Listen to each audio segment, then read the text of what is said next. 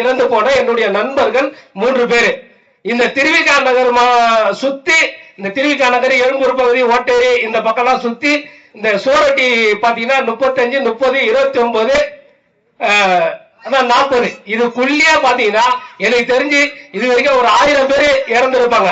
இந்த 1000 பேரு செத்து போனவனோட குடும்பம் தான், அதாவது 1000 பேர் செத்து போனவனோட குடும்ப உறவுகள் தான் இந்த திருவிகா நகர், பெரம்பூர், ஓட்டேரி இந்த சுத்தி வாழக்கூடிய உறவுகள். இப்ப இந்த 1000 பேரோட மரணம் இருக்குது இல்ல, அது எவனோ நம்ம சொந்தக்கார பையன் நீங்க கடந்து போயிருங்க. அவன் குடிச்சு செத்தான், அவன் குடிச்சு செத்தான், அவன் குடிச்சு செத்தான்ட்டு நீங்க கடந்து போயிருங்க. அவன் ஆனா திமுக அரசு இந்த சாராயத்தை வித்து நம்ம தம்பிய கொண்டுட்டான், திமுக அரசு சாராயம் வித்து நம்ம அண்ணனை கொண்டுட்டான்ட்டு நீங்க நினைக்க மாட்டீங்க. அதனால இந்த குடிய பத்தி சொல்லணும்னா, காவல் நிலையம் இருக்குது இல்லையா, காவல் நிலையத்துக்கு போனா முதல்ல கேக்குற கேள்வி, ஏதாவது ஒரு தப்பு செஞ்சுட்டா வச்சுங்களா, ஒரு தவறு செஞ்சுட்டு ஒரு சண்டை ஆயிடுச்சு, ஐயா என்ன ஒருத்தன் தாக்கிட்டான், முதல்ல கேக்குற கேள்வி கேட்க குடிச்சிட்டு இருந்தானா அப்படிதான். ஒரு எந்த ஒரு சின்ன குழந்தைய கற்பழிச்சாலும் போதையில இருந்தானா, இந்த கேள்விதான். ஒரு சண்டையானாலும், ஒரு கொலையானாலும், ஒரு விபத்தானாலும் கேட்கக்கூடிய முதல் கேள்வி காவல் நிலையத்துல குடிச்சிட்டு இருந்தானா. காவல் நிலையத்துல காவலர்களுக்கு ஒரு பெரிய தொல்லையா இருக்குது இந்த மதுவை குடிக்கிறானுங்க, வரானுங்க, கார்ல ஒருத்தனை ஏத்திடுறானுங்க, மதுவை குடிக்கிறானுங்க, யாரையாவது கொலை பண்ணிடுறானுங்க, மதுவை குடிக்கிறானுங்க, ஏதாவது ஒரு தவறை செஞ்சிடான். காவலர்களுக்கு பெரிய தலைவலி சிக்கல் இது. ஆனா காவலர்களால ஒண்ணுமே செய்ய முடியல. ஏன்னா மது வியாபாரியை தான் நீங்க ஆளை வச்சு நிறுவீங்க. மது விற்கிறவன், மது பார் நடத்துறவன் நீ அமைச்சராகி வச்சு நிறுவீங்க. நாங்க யார போய் குறை சொல்றது? விக்கிற அவனியா இல்ல விக்க சொல்லி ஓட்டு போட்டு தேர்ந்தெடுக்கிற உண்மையா? இது காவல் நிலையத்துல மட்டும் நம்ம இது நடக்கல. மருத்துவமனைக்கு போனாலும் இதே பிரச்சனை. மருத்துவமனை போயிட்டு வயிறு வலி இதுன்னு கேட்டா அவன் கேட்கிற முதல் கேள்வி, குடிக்கிற பழக்கம் இருக்குதா, கண்ணு தெரியறதா குடிக்கிற பழக்கம் இருக்குதா, தலை வலி இதுனா குடிக்கிற பழக்கம் இருக்குதா, வயிறு வலி இது, கால் வலி இதுனா குடிக்கிற பழக்கம் இருக்குதா? டாக்டருங்க கேட்கிற, மருத்துவர்கள் கேட்கிற முதல் கேள்வி இதாங்க. நீங்க எங்க வேணாலும் போங்க, குடிக்கிற பழக்கம் இருக்குதா? அப்போ குடியால இவ்வளவு பிரச்சனை இருக்கும்போது அந்த மதுவை எதுக்கு விற்கிறானுங்க இவனுங்க?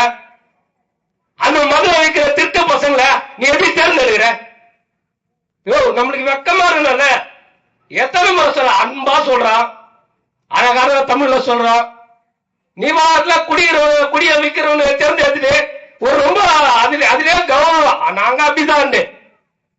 கடைசியா இப்ப வருவானுங்க காசை வாங்கினு, இந்த கூலி வட்ட செயலாளர், பகுதி செயலாளர் எல்லாம் காசை வாங்கினு ஜனத்துக்கிட்ட போயிட்டு உட்காந்து ஏமாத்தி வித்துருவீங்க நீங்க 20,000 10,000க்கு.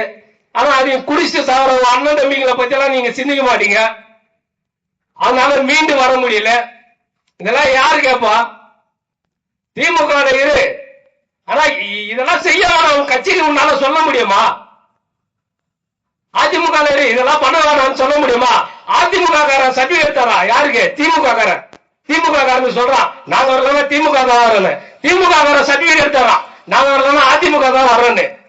அப்ப 2 பேரும் அவனுக்கு பாரு எவ்வளவு ஒன்றா இருக்கிறானுங்க பாரு. ஆனா நீ மாற்றத்தை ஏற்படுத்துறதுக்காக 5 வருஷம் ஒரு முறை ஜனநாயக கடமை நீ எதனால மாத்திரத்து தான் தேர்தல் வருது. நீ இதே போல முட்டாள்தனம் பண்ணியிருந்தா எழுதி கொடுத்துருங்க, தேர்தல் வைக்காதீங்க. அதிமுக திமுக நின்றுகிட்டா எங்களுக்கு நாங்க பர்மனண்டா இனிமேல் ஓட்டு போட மாட்டோம், நிரந்தர நாங்க வாக்காளர் திமுக இனி எழுதி கொடுத்துட்டு வந்துருங்க. தேர்தல் வேற நடத்தி நிறுது 5 வருஷத்துக்கு ஒரு முறை. நாங்களாம் பிரச்சாரம் அது இதுன்னு எங்க பணத்தை வீணடிச்சுன்னு நாங்க வேலை செஞ்சுருக்கிறோம். எனக்கு அன்பு உறவுகள, இதுதான் பிரச்சனை. மது இதெல்லாம் உரைக்கணும்னா நீங்க நாம் தமிழர் கட்சிக்கு வாக்கு போடுங்க. அண்ணன் வெளிப்படையா சொல்லியிருக்காரு. முக்கியமான பேச்சாளர்கள், எங்களுக்கு ரொம்ப பிடிச்ச பேச்சாளர்கள் எல்லாம் பேசினாங்க. ரொம்ப சுருக்கமா பேசுற மாதிரி ஒரு நேரம் அமைஞ்சிருச்சு. வாய்ப்புக்கு நன்றி கூறி விடைபெறுகிறேன். நன்றி, வணக்கம். நாம் தமிழர்.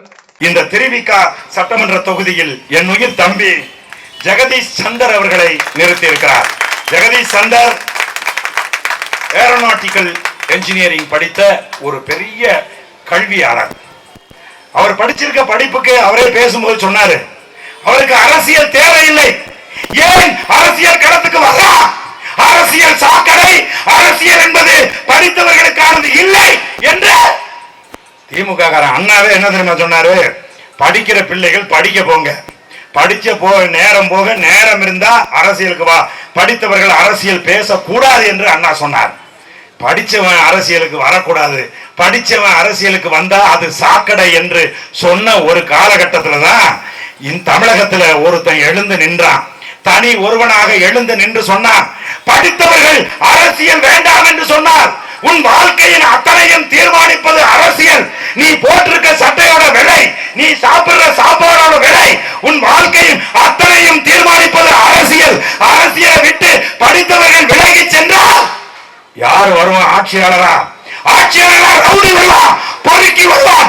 எவனை நீ வெறுக்க நினைக்கிறாயோ, எவன் சட்டத்துக்கு புறம்பாக செயல்படுவானோ அவன் வருவான்டா ஆட்சியாளனா, அவன் வருவான்டா முதலமைச்சரா, அவன் வருவான்டா அமைச்சரா, அமைச்சரா அவன் வருவான்டா. ஆகவே படித்த பிள்ளைகள் அரசியலை விட்டு விலகக்கூடாது என்று சொல்லி என் உயிர் தம்பி சந்தர் அவர்களை என்ன செஞ்சிருக்காரு? எங்க அண்ணன் வேட்பாளராக நிறுத்தியிருக்கிறாரு. அவருக்கு நீங்க வாக்கு செலுத்தணும். அவருக்கு வாக்கு செலுத்தினீங்கன்னா படித்த பிள்ளை நாளைக்கு உங்க தொகுதியினுடைய சிக்கல் எல்லாம் என் தம்பி ஜெகதீஷ் சந்தரனுடைய பென் டிப்ல இருக்கு, கை முனையில் இருக்கு. இந்த தொகுதியினுடைய பிரச்சனைகள் அடுத்து அடுத்து அடுத்து இந்த மக்களுக்கு நல்லதை கொண்டு வந்து சேர்ப்பார் என் அன்பான உறவுகளை. ஆகவே ஜெகதீஷ் சந்தருக்கு நீங்கள் உங்களுடைய வாக்குகளை விவசாய சின்னத்தில் வழங்க வேண்டும் என்று பேரன்பு கொண்டு கேட்டுக்கொள்கின்றேன். அடுத்தது என்னுடைய ஆறுயிர் தங்கை சரண்யா இம்ரான். அவங்க பாத்தீங்கன்னா இளநிலை அறிவியல் படித்த ஒரு பெண். எங்க கட்சியில் நாங்கள் நிறுத்தி இருக்கக்கூடிய பெண் பிள்ளைகள் கடந்த 16 ஆண்டு காலமாக தமிழகம் எங்கும் கிராமம் இவருங்க கட்சி ஆரம்பிச்சு 2010 மே 18 அண்ணன் செந்தமிழன் சீமான் கட்சி ஆரம்பிச்சாரு.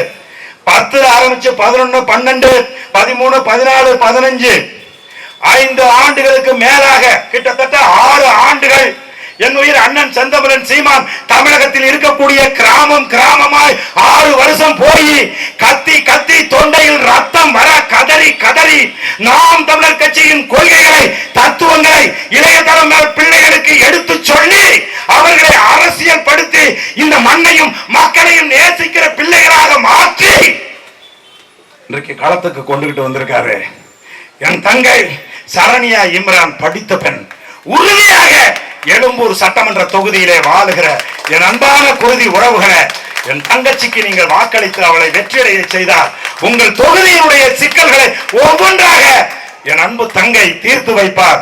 ஆகவே அவளுக்கு நீங்கள் விவசாய சின்னத்தில் வாக்களிக்க வேண்டும் என்று தாழ்மையோடு வேண்டுகின்றேன். அடுத்தது எங்க பெரம்பூர் சட்டமன்ற தொகுதி. இன்னைக்கு தமிழ்நாட்டில் ரொம்ப பரபரப்பா பேசப்பட்டு இருக்கக்கூடிய ஒரு தொகுதி. அந்த தொகுதியில என் ஆறுயிர் இளவல் மதிப்புக்குரிய தம்பி முதுகலை சமூக பணி படித்த தம்பி வெற்றி தமிழன் அவர்கள் வேட்பாளராக நாம் தமிழர் கட்சி என் உயிர் அண்ணன் செந்தமிழன் சீமான் நிறுத்தி இருக்கிறார். சமூக பணி அப்படின்னா MSW. இந்த படிப்பே என்ன படிப்புன்னா, அந்த படிப்பே மக்களுக்கு நல்லது செய்யறதுக்கான படிப்பு. அந்த படிப்பே MSW சொன்னீங்கன்னாவே அந்த படிப்பே இந்த மக்களுக்கு நல்லது செய்வதற்கான படிப்பு. இப்ப என்னுடைய தம்பி வெற்றி தமிழன் அப்படி போயிட்டு இருக்காரு. ஒருத்தர் வாகனத்துல கீழே விழுந்துட்டார் அப்படின்னா உறுதியாக நான் உங்களுக்கு உறுதி கொடுக்கிறேன், வெற்றி தமிழனால் அதை பார்த்து விட்டு என்ன அவசர வேலை இருந்தாலும் கடந்து செல்ல முடியாது. ஏன்னா அவர் படிச்ச படிப்பு அப்படி. அந்த படிப்பு அவரை ஓடி வந்து உதவ சொல்லும். என் அன்பான உறவுகளை, எங்க அண்ணன் பெரம்பூர் தொகுதியில எப்படியாப்பட்ட ஒரு வேட்பாளர் நிறுத்தியிருக்காரு பாத்தீங்களா? அந்த பகுதி மக்களுக்கு நல்லது செய்ய வேண்டும் என்கின்ற ஒரு உயரிய நோக்கத்தோடு ஒரு வேட்பாளரை நிறுத்தியிருக்காரு. எங்கள் தம்பி மதிப்புக்குரிய வெற்றி தமிழன் அந்த தொகுதியில வெல்லலன்னா பெரம்பூர் மக்களுக்கு வேற யாரு வந்து எதை கொடுத்து விடுவார்கள் சொல்லுங்க பாப்பா? சும்மாவே வீட்டை விட்டு வெளியில வராதவங்க வந்து உங்களுக்கு நல்லது செஞ்சிருவாங்களா? சும்மாவே வீட்டை விட்டு வெளியில வர மாட்டேங்கிறாங்க. புரியுதுங்களா? ஆகவே என் அன்பான உறவுகளை, நாம் தமிழர் கட்சி பார்த்து பார்த்து தேடி தேடி படித்தவர்களை, பண்பாளர்களை, குற்ற பின்புலம் இல்லாதவர்களை வேட்பாளராக களத்திலே நிறுத்தி இருக்கிறது. ஆகவே விவசாய அன்பான என் குருதி உறவுகளை, எங்களுடைய பெரம்பூர் சட்டமன்ற தொகுதியினுடைய வேட்பாளர் மதிப்புக்குரிய தம்பி வெற்றி தமிழன் அவர்களுக்கு விவசாய சின்னத்தில் வாக்களித்து எங்களை வெற்றியடைய செய்ய வேண்டும் என்று பேரன்போடு கேட்டுக்கொள்கின்றேன். இந்த பகுதியில் இருக்கக்கூடிய மக்கள் உறுதியாக நாம் தமிழர் கட்சிக்கு பேராதரவு கொடுக்க வேண்டும். தமிழகம் முழுவதும் இன்றைக்கு அண்ணன் செந்தமிழன் சீமான் அலை வீசிக் கொண்டிருக்கிறது. நான் 1000 விளக்கு தொகுதியிலே நான் வேட்பாளராக நிற்கின்றேன். எனது தொகுதியிலே நான் செல்லுகின்ற போது மக்கள் என்னை பார்த்த போதே சொல்லுகிறார்கள், இந்த தடவை நாங்கள் மாற்றி தான் ஓட்டு போடுவோம், சீமானுக்கு தான் ஓட்டு போடுவோம் என்று மக்கள் சொல்லுகிறார்கள். தமிழகம் முழுவதும் சீமானின் அலை வீசுகிறது.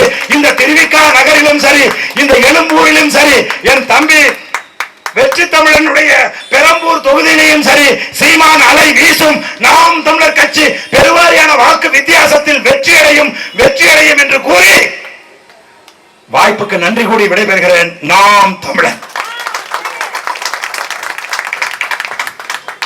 நன்றி உரையாற்ற மாநில இணைந்த பசங்க ஒருங்கிணைப்பாளர் தினேஷ் அவர்கள் உரையாற்றுவார். இந்த கூட்டத்திற்கு